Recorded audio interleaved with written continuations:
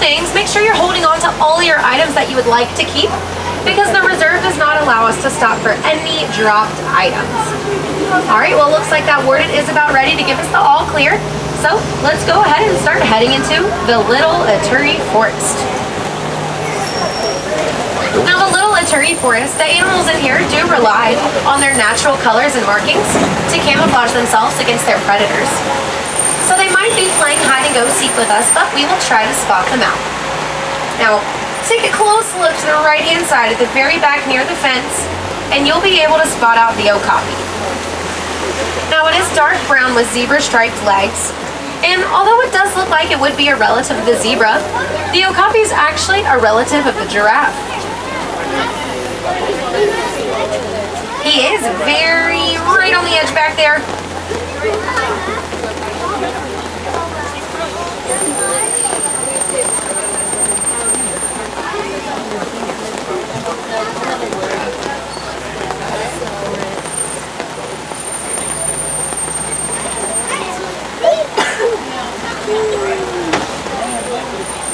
Now, over here on the left-hand side, this very tall bird, that's the saddle-billed stork. And over there to the right, guys, is the yellow-backed diker. He's very far in the right with a yellow stripe on his back. Now, the yellow-backed diker, they get the nickname the divers because when they're frightened, they just dive. Now, back to the saddle-billed stork over here. They have a wingspan of about 9 feet, and they can reach up to heights of about 5 feet.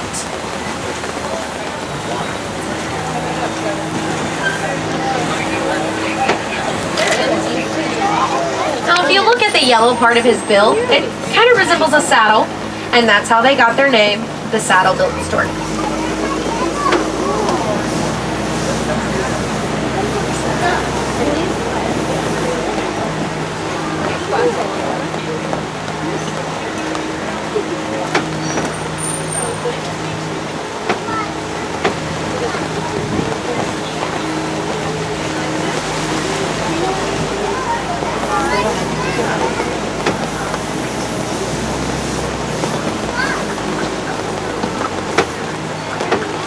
Guys, look closely to your left-hand side, hiding beneath the brush. It's orange with white stripes and horns. That's the bongo. And the bongo is referred to as the ghost of the forest because they are rarely seen. All right, so we're going to start to head out of the Little Ituri Forest and start to head into the Safi River. The Safi River is home to some of the more aquatic animals on the reserve, so make sure you're looking in, around, and under the water to see what you can find just swimming around under there.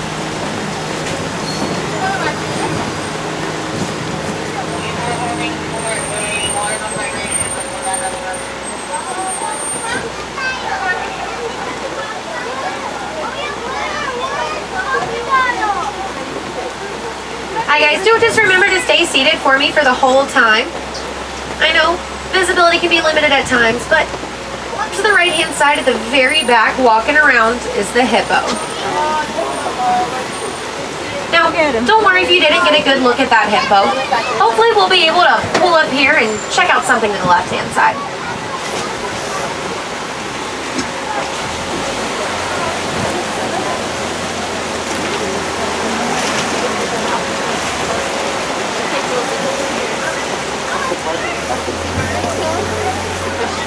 Now on the left-hand side, guys, those birds that resemble pelicans, those are the pink-backed pelicans.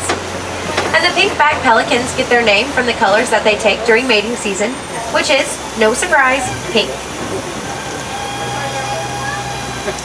Now, unlike common pelicans, the pink-backed pelicans do not hold and store fish in their bills. They just go ahead and digest them.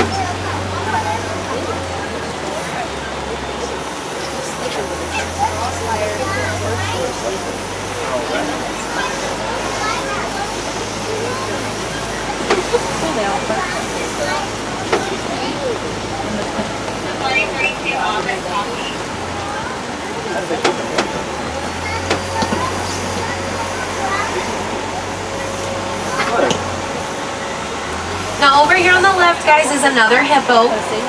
He is submerged underwater. And the hippos do stay submerged underwater for most part of their day. They can stay under there for up to about 8 minutes at a time. So now we're going to start to head over Crocodile Bridge. So look to the left-hand side and you'll spot out the Nile Crocodile.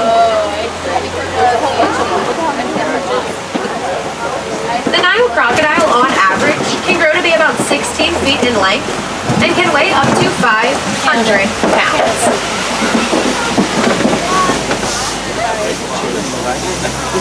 Alright, so I think the crocodiles are our cue to start heading out of the Safi River. So we're going to start to head into the savannah. Now the savannah is home to over hundreds of animals, including some of the more popular animals like the lions and the elephants.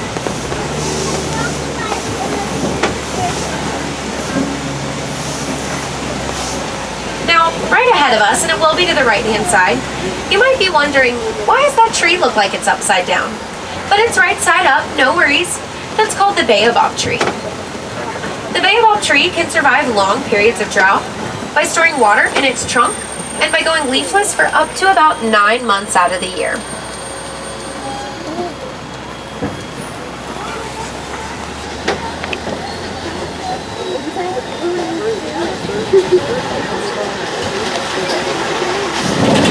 So now, my friends, I'm going to show you one of my favorite views on the entire reserve, the view of the savannah.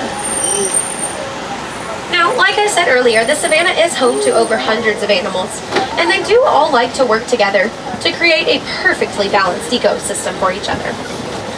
So you might have already been able to spot out a couple different animals grazing the grass out there, and hopefully we'll get a better look at those friends as we get a little bit closer.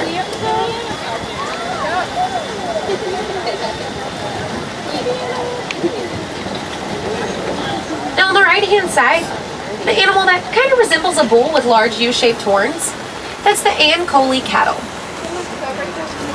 Now, although the Ancholy Cattle's horns do look like they would be extremely heavy, they're actually very lightweight. So the inside of their horns are actually neither hollow nor solid. They're more of a honeycomb structure, which acts as a coolant system for the cattle to keep their air circulating throughout the day. And these little guys over here to the right, those are the Springbok. Now, although they are very small, they have a bit of a spring to them. They can get up to heights of about 13 feet. And look to your left, walking around back there, the wild African dogs. The wild African dogs, although they do have the title dogs, are not relatives of any domestic dogs. Unlike wolves and domestic dogs, the wild African dogs only have 4 toes.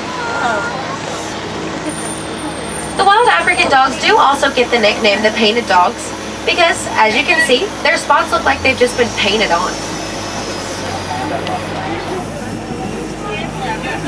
And to the left and actually on the right hand side as well, the gray animals with the beards, those are called the white-bearded wildebeest. The wildebeest get their name from the Afrikaans word meaning wild beast. Now they are very highly social animals, so if you catch them on any other reserve or in the savannah itself, you're typically going to find them hanging out and migrating together just like that.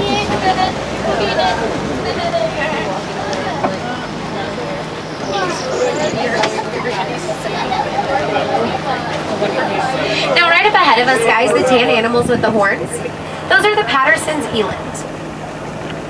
So the eland, both male and female, do have their horns, and the male eland can grow to be as big as 2,000 pounds.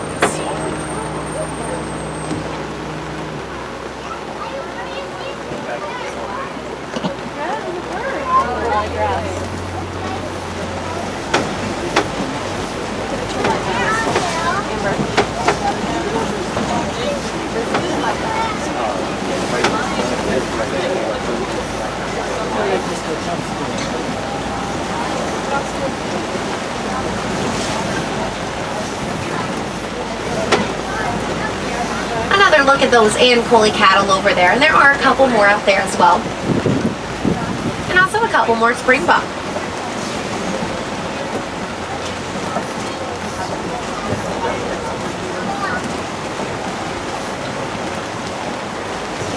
So these animals up ahead on the right, they kind of resemble deers with white circles around their hind sides. Those are called the water buck. And the water buck, as their name suggests, do like to hang out near aquatic environments. So this kind of weather is their favorite kind of weather.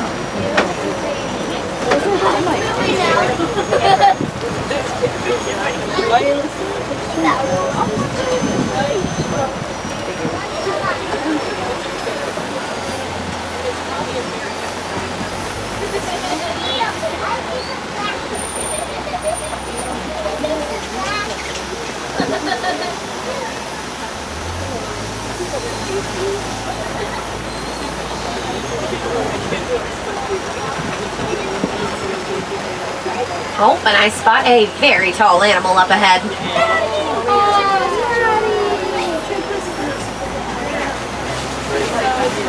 The Maasai giraffes.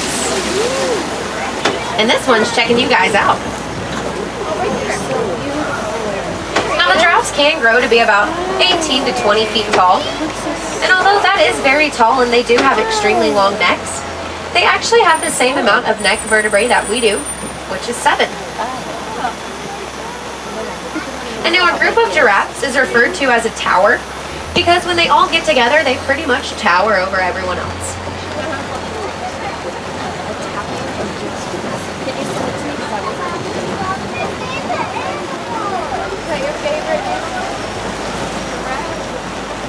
So now we're going to start to head on to Monkey Point, and later on we'll be going towards Elephant Country.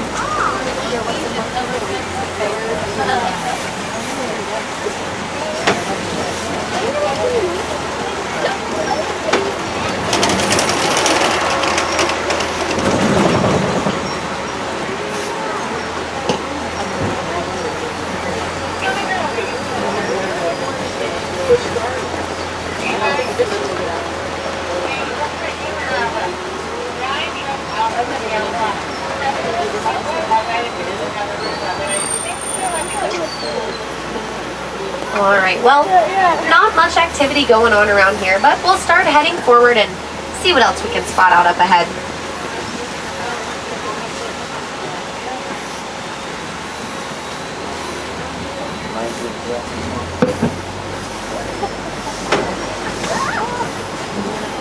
Uh-oh, guys. You see that road that says it's closed is the road I typically like to take my safari crew down. Well, I guess we'll just head this way. I mean, I've never gone this way before, but we're only in the savannah. I mean, I'm sure nothing could go wrong.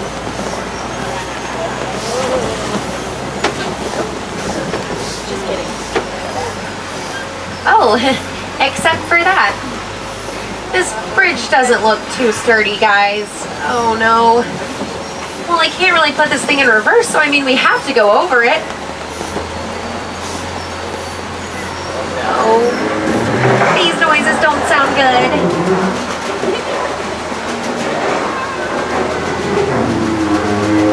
Well, my tires are fine, so at least I'm safe. Oh, and look, your tires are fine too. I was worried the whole time. Well, I promise I'll try not to run into any more bridges like that, but we are in the savannah and, well, wild things do happen. Oh, it looks like some elephants were around here recently. I can tell because of the tusk marks and the footprints that are in that red clay to your right-hand side. The elephants do like to munch on that red clay to get any minerals that they might have missed in their normal daily diet.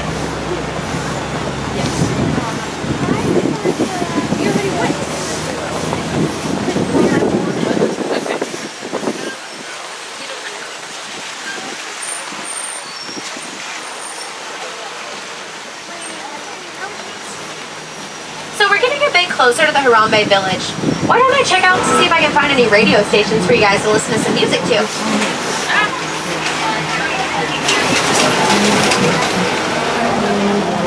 There we go. Perfect reception.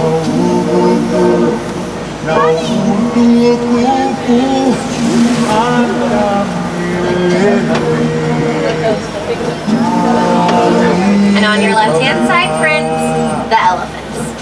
Now, although the elephants do look like they would have extremely rough skin, it's actually very sensitive. So what they'll do is they'll take some mud and take it in their trunks, throw it up on their backs, and rub it around to act as a natural sunscreen for them. Yeah. Unfortunately, these beautiful creatures are being hunted daily in the wild for their ivory tusks that they have. And keep your eyes peeled to the left because you will spot out the baby walking around.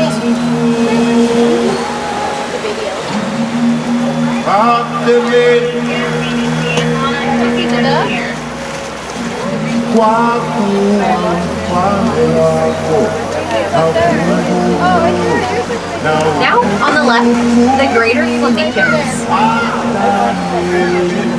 The greater flamingos do get their pink coloration from the beta-carotene that can be found in their diet from food like shrimp.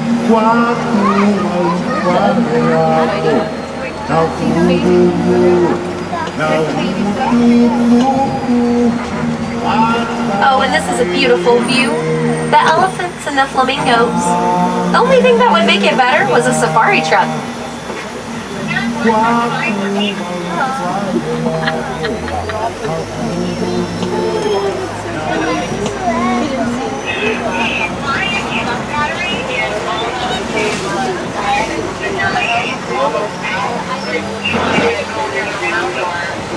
Oh no, guys. Unfortunately, it looks like the warden has found some items that the poachers left behind.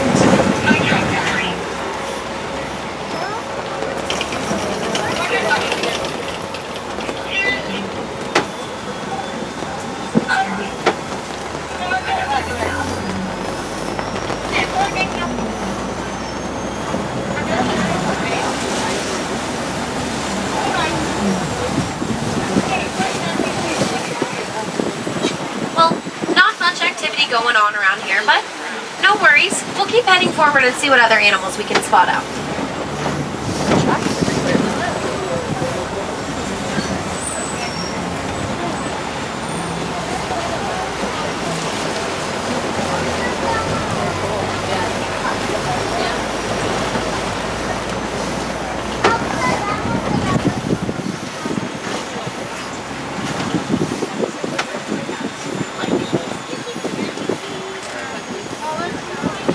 Here to the left-hand side, walking around, the cheetahs. The cheetahs are the fastest land animal. They can run up to speeds of about 60 miles per hour. Now, although that is very fast, they actually can't maintain that speed for long periods of time. Only about 100 yards or so, which is like the length of a football field. So now we're going to be coming up on a Kofi rock formation, which is where you can typically find some of the bigger cats just lying around. And there he is, my friends. The male lion land right up on top of that rock.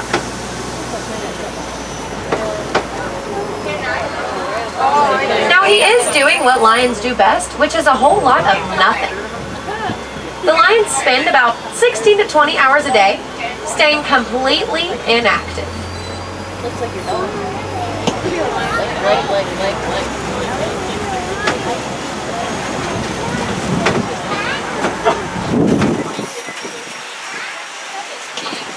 Now, they do come out at nighttime to do their hunting, but while most people think that the male is the primary hunter, it's actually the female. And on the right-hand side, looks like we followed an ostrich over here to lead us to a couple more animals. Closer, zebras. Now, the zebras, most people think they're white with black stripes, but they're actually black with white stripes. And they do have enough power in their hind legs to break the jaw of an attacking lion. And there is that female lioness laying on one of the lower rocks, but also there's another lioness laying on the very top rock.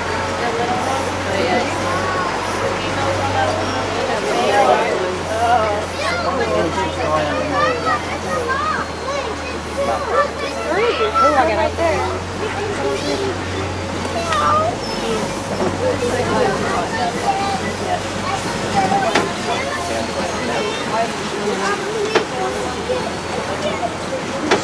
And guys, burrowing right under there, you might only be able to spot the tusks, the warthog. The warthog is the world's largest burrowing mammal, and although they're pretty short and have fairly stubby legs, they can run up to speeds of about 35 miles per hour. And over here to the right, a closer look at the zebra and also a closer look at those ostriches. Now the ostriches are the world's largest bird, but they actually can't use their wings to fly because they can't fly. They use their wings to change direction when they're running. And those darker brown animals with the horns, those are the bontebok. And if you remember the wildebeest that we saw earlier today, the bonteboks are relatives of the wildebeest.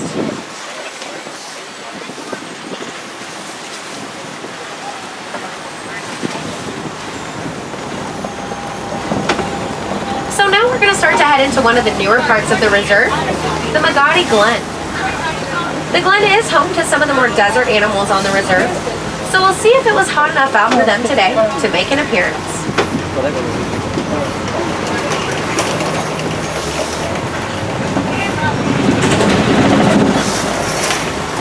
And right up ahead on the very top of that hill, the Scimitar horned oryx. Now the oryx, like I said, is a desert animal. Their internal body temperature can reach up to heights of 115 degrees Fahrenheit.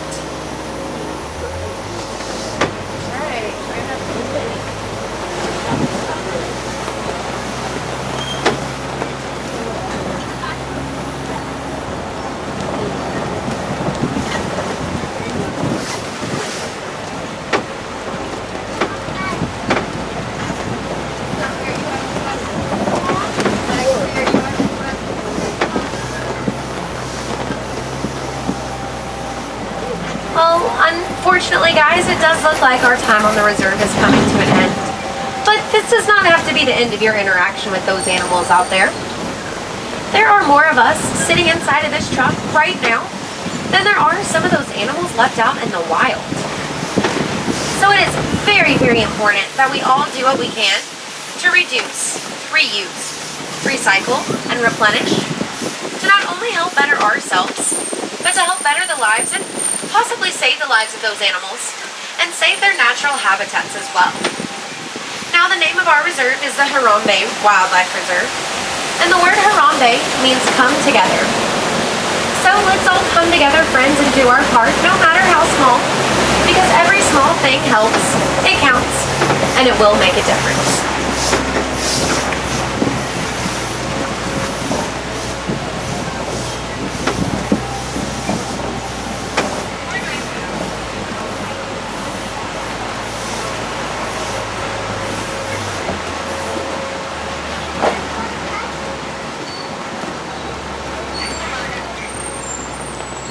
Alright guys, so we are going to be pulling through this dock up here, but this is not our stop.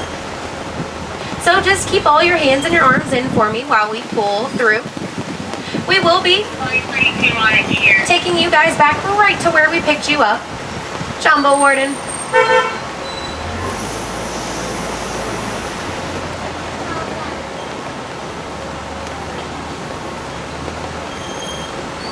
Alright, so we're going to be pulling through this one as well, but this is not our stop either. Jumbo Warden.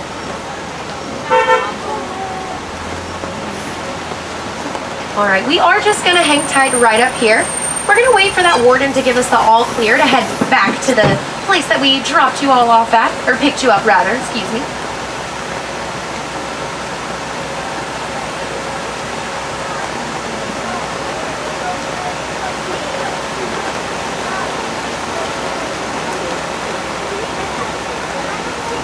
Were any of you guys planning on staying at Animal Kingdom to the night hours tonight? Yes? Awesome. Well, I definitely encourage y'all to come back and see us at the nighttime safari because, well, no two safaris are ever the same. And the atmospheres out there at nighttime are completely different than the atmospheres during the day. So definitely come by and check that out. Now, also, there's a couple other things going on at nighttime in Animal Kingdom. There is the Tree Awaken show, which is a big projection show on the big Tree of Life. Now, there are about 4 different shows that you could catch, and they don't exactly have set times for those shows. So you kind of just have to make sure you're hanging around the tree when those shows happen. I would probably say once the nighttime activities start to hang around for about 20 minutes or so, and you'll probably be able to catch a show. Now, also, there is the new Jungle Book show, which is the newest show on Disney property. The Jungle Book show does happen at 9 and 10:30, so I would make sure to catch those shows. I know it's a big fiasco with singing and dancing and water projection and all that fun stuff. Now, I myself haven't been able to see those shows, but I have heard that they are amazing. So definitely try and catch those if you can.